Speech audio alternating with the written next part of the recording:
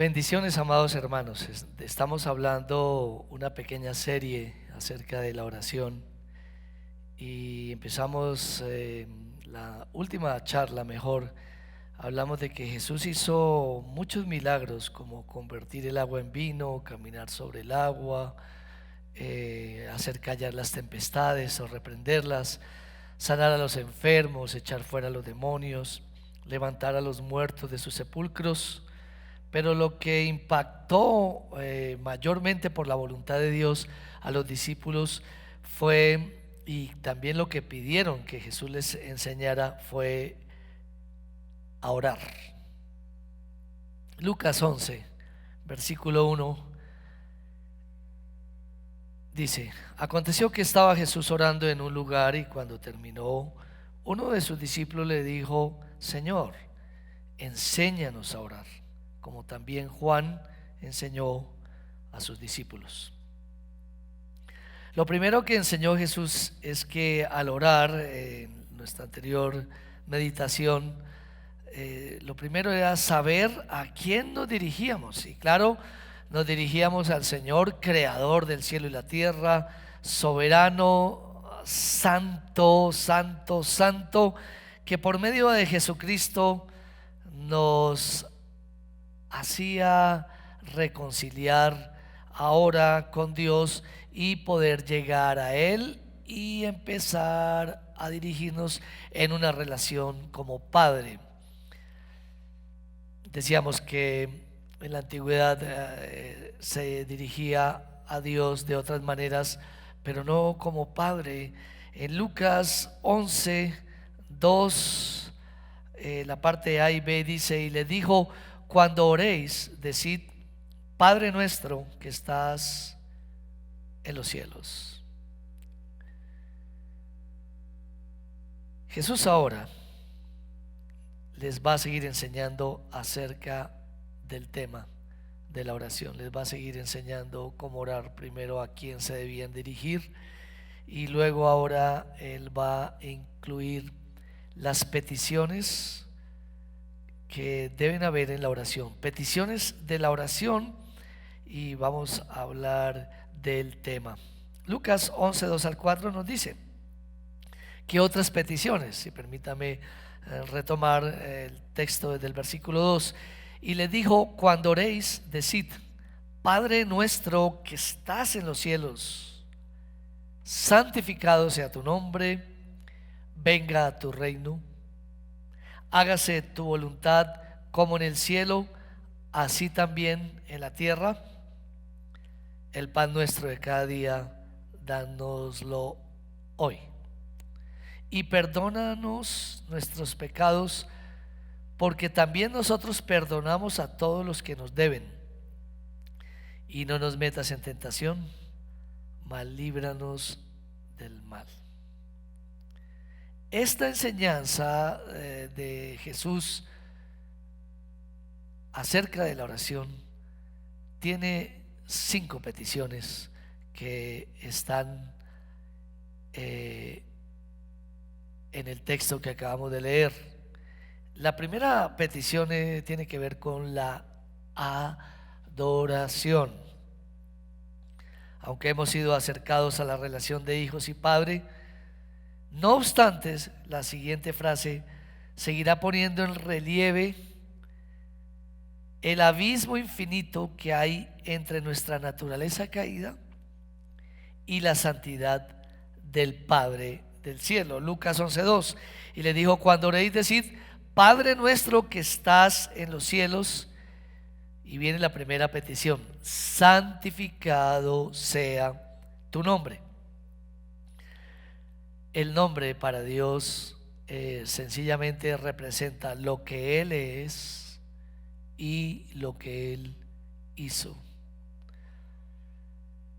Todo lo que significa Dios. Su nombre, por lo tanto, es sin igual y siempre estará por encima de todo nombre. Deberá siempre estar, y debemos ser celosos de ello, por encima del nombre de un gran personaje, de un gran príncipe, de un gran rey, o de un buen y gran servidor como un pastor o como alguien que haga una obra especial que beneficia a muchos, pero el nombre de Él estará por encima. No habrá competencia en ese aspecto porque Él es celoso. El nombre de Él deberá estar por encima de la iglesia, deberá estar por encima de la iglesia cristiana.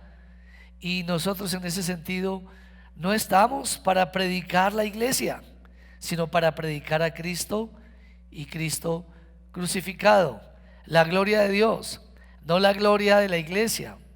Es posible que algunos se enorgullezcan mucho de la iglesia a donde pertenecen, sea pequeña, sea mediana, sea grande, tenga mucha tecnología, tenga un excelente grupo musical, tenga de pronto un buen predicador, tenga una logística impresionante, porque hermanos, realmente es común en los seres humanos que levantemos el nombre de un líder o el nombre de una iglesia, y hay gente que predica más su iglesia que a Dios, sin quererlo, involuntariamente, pero no se da cuenta que eso no glorifica a Dios y no está trayendo claridad a las personas que no conocen de Dios. Entonces dice: mi iglesia es tal, y en mi iglesia todo es organizado, y en mi iglesia y mi pastor dice, y mi pastor fulano dice.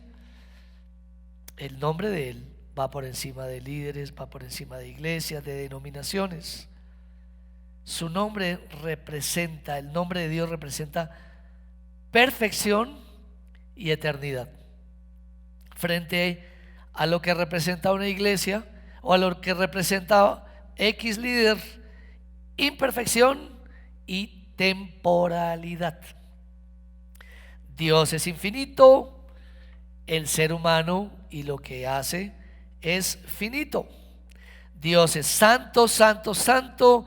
Nosotros profanos, rebeldes y a veces descuidados. El apóstol Pablo dijo en Romanos 3, versículo 4, su segunda parte, la parte B, dice: antes bien sea Dios veraz y todo hombre mentiroso.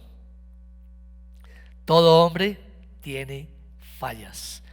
Todo hombre pasa por algún momento, por alguna hora del día, por algún día de la semana, por alguna semana del mes, o por algún mes del año, o por qué no en algunos casos en algún año de una década, o en algún tiempo pasa por hipocresía, pasa por mentira. Pero Dios permanece para siempre. Por eso la gente debe ir a los templos y debe ir a alabar a Dios, porque aunque allá existan liderazgos imperfectos, vamos a buscar a Dios. Esperamos el ejemplo del liderazgo, sí, pero admitimos que es un liderazgo, un tesoro puesto en vasijas de barro, que también se equivoca. Y nunca dejaremos de ir a una iglesia porque de pronto los líderes fallan.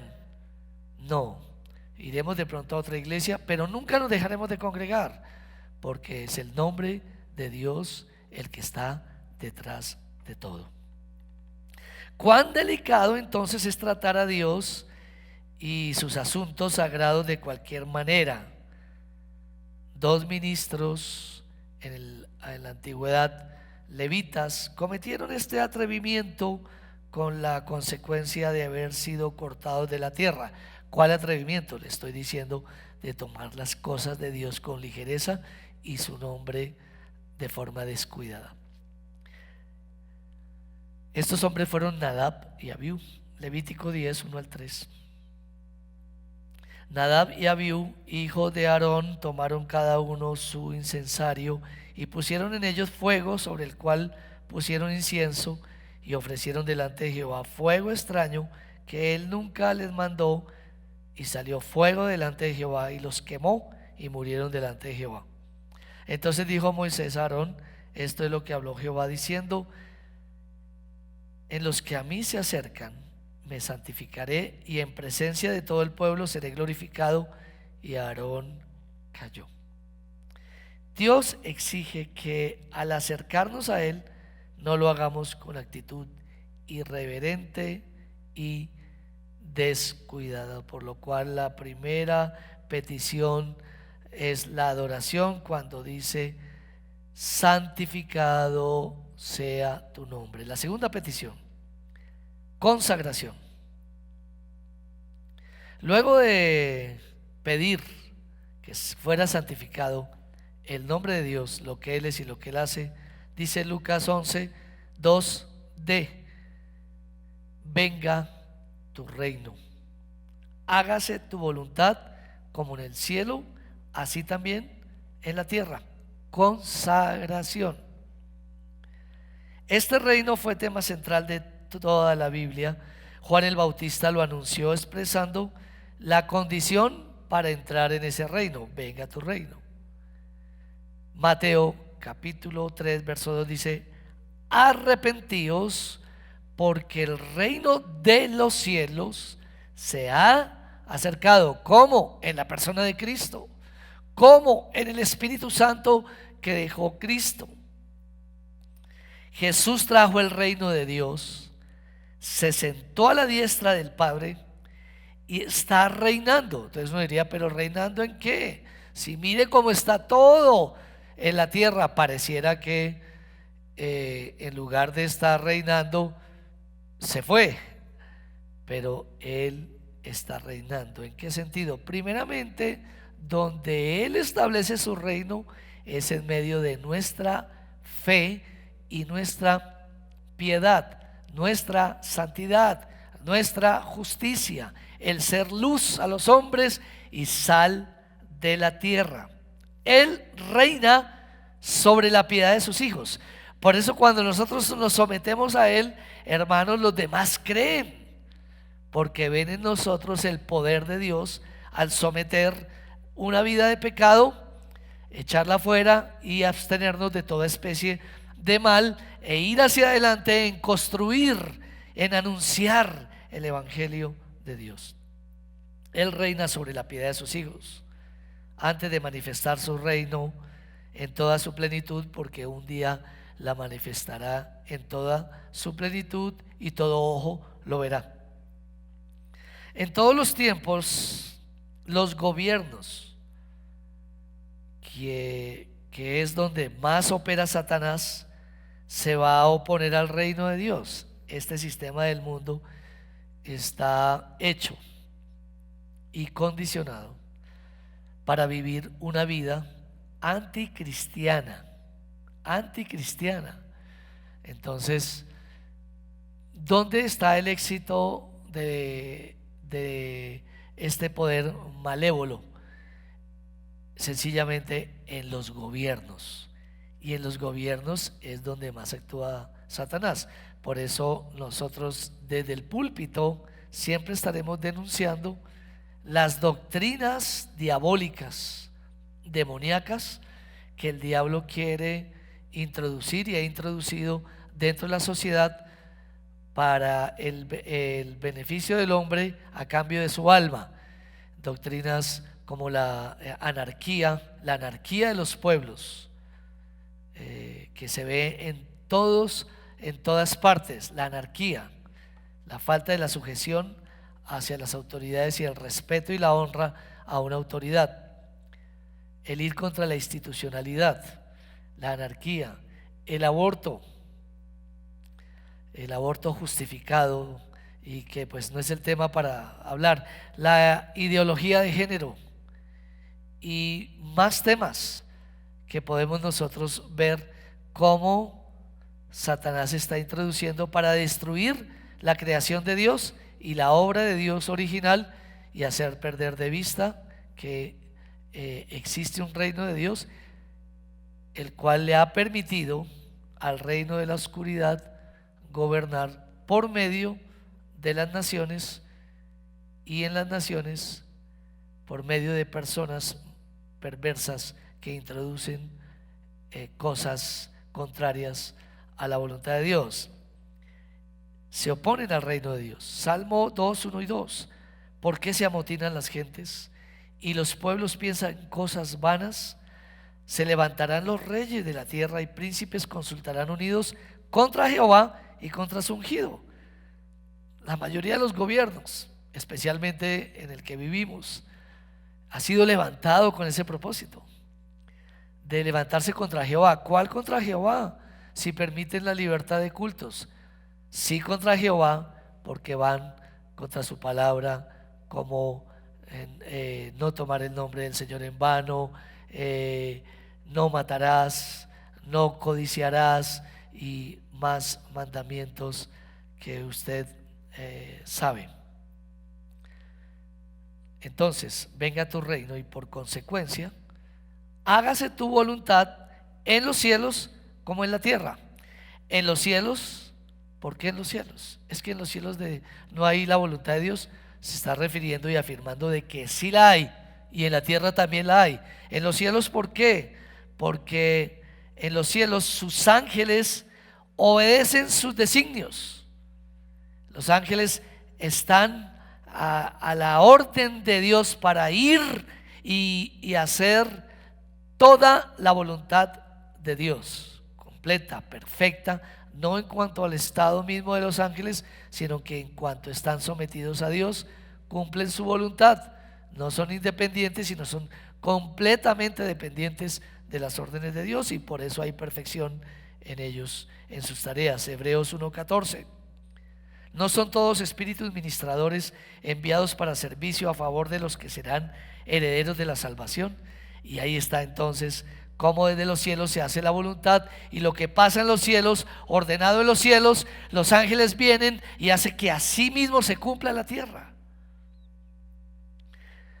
Pero también con los ángeles caídos, los ángeles rebeldes que gobiernan este mundo, también Dios en los cielos hace su voluntad en cuanto a ese mover espiritual, invisible, imperceptible, pero real, que influyen las naciones. El espíritu que ahora opera en los hijos de desobediencia, la corriente de este mundo, los sistemas de este mundo. Y ahí está este gobierno también. Dios permite, y es su voluntad en cuanto a que Él permite. Tienen el permiso de Dios por un tiempo para realizar sus obras malévolas, no porque Dios se las dictó, sino que su propia condición es de matar, robar y destruir. Y en esa rebeldía Dios diseñó un plan de salvación y les permite que en esta temporalidad ellos tengan cierto dominio o mucho dominio, pero que finalmente van a retroceder ante la presencia de Dios en el momento que así Él lo considere. Mateo 4:10-11 dice: entonces Jesús le dijo: vete, Satanás, porque escrito está: al Señor tu Dios adorarás y a Él solo servirás. El diablo entonces le dejó, y aquí vinieron ángeles y le servían. Y en la tierra, hágase tu voluntad en los cielos y en la tierra. Se hace la voluntad de Dios también cuando, en el sentido que al obedecer sus hijos, al obedecer su remanente, desatan la voluntad de Dios. Juan 14:15: si me amáis, guardad mis mandamientos. La oración tiene 5 peticiones: adoración, consagración, santificado sea tu nombre, venga tu reino, hágase tu voluntad en los cielos y en la tierra. Y número 3, petición, provisión. Lucas 11:3: el pan nuestro de cada día, dánoslo hoy. Dios provee para su pueblo. Si bien el enemigo está sobre las naciones trayendo hambre, trayendo destrucción, escasez, no obstante, no hay justo desamparado ni su descendencia que mendigue el pan. Y ahí es donde se ve también que Dios reina. Y se pide el pan diario, no el banquete diario, porque Dios no está criando personas egoístas, personas glotonas, personas insatisfechas, sino está formando hijos. Entonces, el pan diario, no el banquete diario. Y luego me hace pensar y recordar cuando Dios les sacó de Egipto, el lugar donde comieron los israelitas, y Dios súpele para el hambre un alimento que solo los alimentaba durante mucho tiempo. Solo los alimentaba, pero no los deleitaba, como ellos al salir de Egipto decían: ay, en Egipto sí, cómo nos deleitábamos. La inclinación que tenían esos pueblos, esas gentes, la inclinación al disfrute, al placer. Nosotros también comimos unas ollas de carne. Números 11:18. Pero al pueblo dirás: santificaos para mañana y comeréis carne, porque habéis llorado en oídos de Jehová diciendo: ¿quién nos diera a comer carne? Ciertamente mejor nos iba en Egipto. Jehová pues os dará carne y comeréis. El Señor frente a esa rebeldía le dice: pues coman carne. ¿Esto es lo que quieren? ¿Quieren de mí no lo que yo tengo para ustedes, sino lo que ustedes desean? Pues coman carne, como hacían en Egipto. Y ellos comieron carne hasta agotarse, y después vino y no satisfacerse, porque la satisfacción no es en consumir todo lo que nos deleita, sino en vivir contentos con todo lo que, o con lo que, más bien lo básico que Dios nos da. El pueblo se aburrió de la comida básica que Dios le daba para probarlos. Números 9:7. Y era el maná como semilla de culantro, y su color como color de bedelio. Era como insignificante, diciéndonos que lo que Dios estaba buscando no era privarle de sus deleites, de sus gustos, pero sí entender que ellos no deberían vivir para ellos, para estos. Dios enseñó a su pueblo. Deuteronomio 8:3 dice: y te afligió y te hizo tener hambre y te sustentó con maná, comida que no conocías tú ni tus padres la habían conocido, para hacerte saber que no solo de pan vivirá el hombre, mas de todo lo que sale de la boca de Jehová vivirá el hombre. ¿Cómo vive el mundo? Solamente del pan, de su deleite. Dios no nos va a llenar de deleites, sino nos va a formar de pronto, si es su voluntad, para que disfrutemos de los deleites. Pero primero nos forma para que no pongamos el corazón en los deleites. El cambio de carro, el cambio de casa, el cambio de estatus, el cambio de condición económica, social. La oración tiene 5 peticiones: adoración, consagración, provisión. Santificado sea tu nombre, venga tu reino, hágase tu voluntad en los cielos como en la tierra. Y en la tierra el pan nuestro de cada día, dándolo hoy. Ahora, perdón.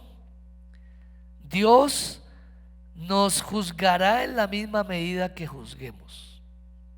Eso es lo que quiere decir el texto que viene, o la parte que viene, Lucas 11:4c.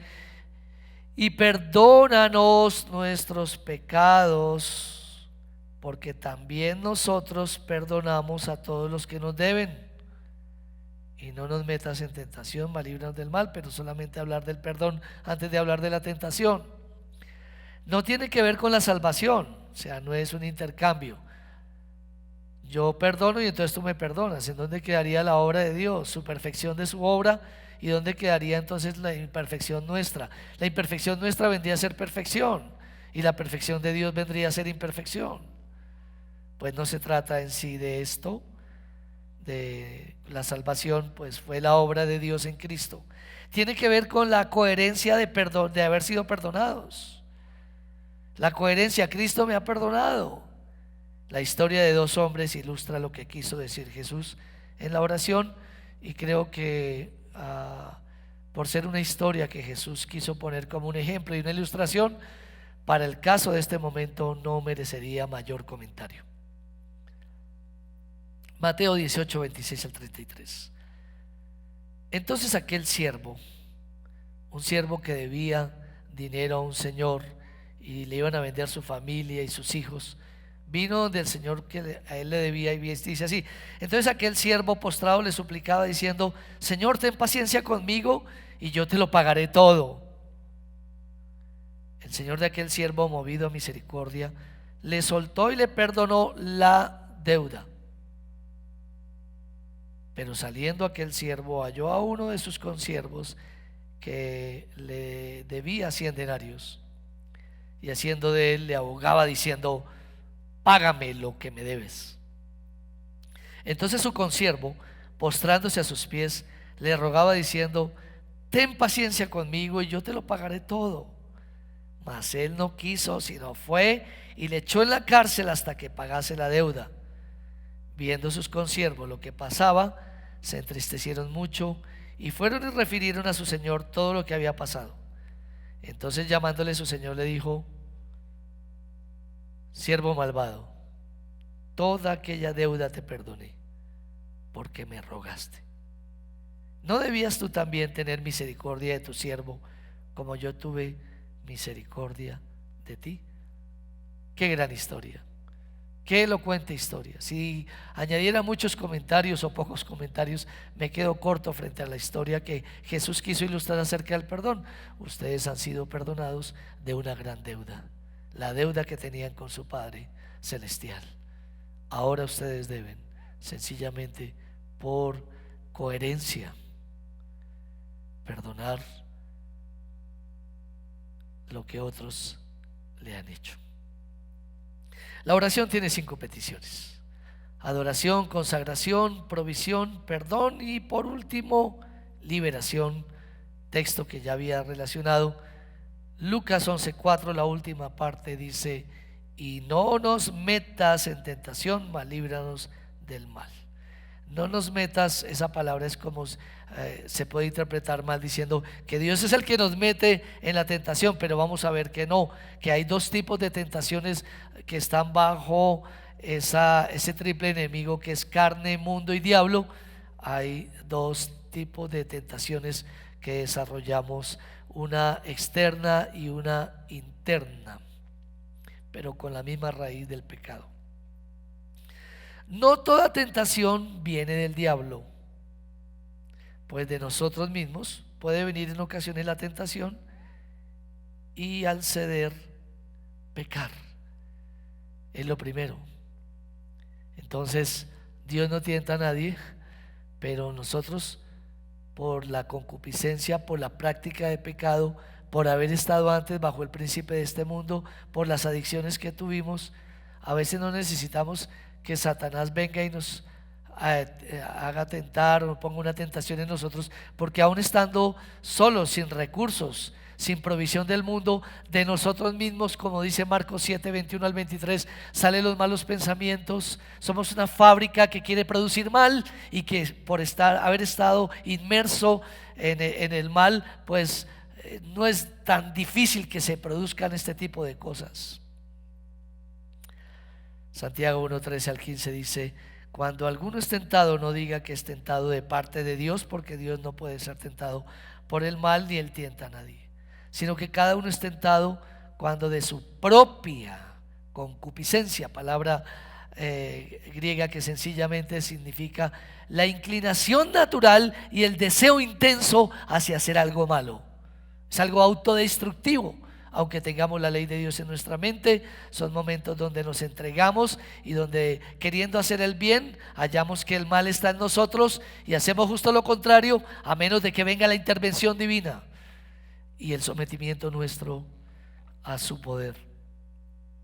Entonces la concupiscencia, después de ser atraídos y seducidos, después que ha concebido, da a luz el pecado. Y el pecado, siendo consumado, da a luz la muerte. Por eso cuando pecamos y cedemos a la tentación, lo primero que sentimos es la falta de paz y la lejanía con nuestro Dios. Pero también debemos ser librados del mal. Dice: líbranos del mal. Realmente la palabra es del maligno. Líbranos del maligno. Cuando no es la concupiscencia, sino son los ataques y los dardos del enemigo desde afuera que quieren minarnos. Debemos orar por ser libres de caer en la tentación y pecar. Pedro fue presa del diablo, pero Jesús oró por él. Y con esto termino. Lucas 22, 31 y 32. Dijo también el Señor: Simón, Simón, he aquí Satanás os ha pedido para zarandearos como a trigo, pero yo he rogado por ti que tu fe no falte, y tú, una vez vuelto, confirma a tus hermanos. Los más comprometidos en una iglesia y los que sirven a Dios tendrán un nivel más alto de tentación. Y ahí es cuando nosotros debemos decir: Señor, líbranos del mal. Todo el tiempo debemos estar orando de esta manera. Jesús nos enseñó a orar al Padre con 5 peticiones. Él dijo, primero que todo, adoración. La primera petición, adoración: santificado sea tu nombre. Segundo, consagración: venga tu reino, hágase tu voluntad en el cielo, en la tierra. Tercero, provisión: el pan nuestro de cada día, dándolo hoy. Cuarto, perdón: perdona nuestros pecados como también nosotros perdonamos a los que nos hacen daño. Y número 5, liberación: y no nos metas en tentación, mas líbranos del mal. El Señor les bendiga.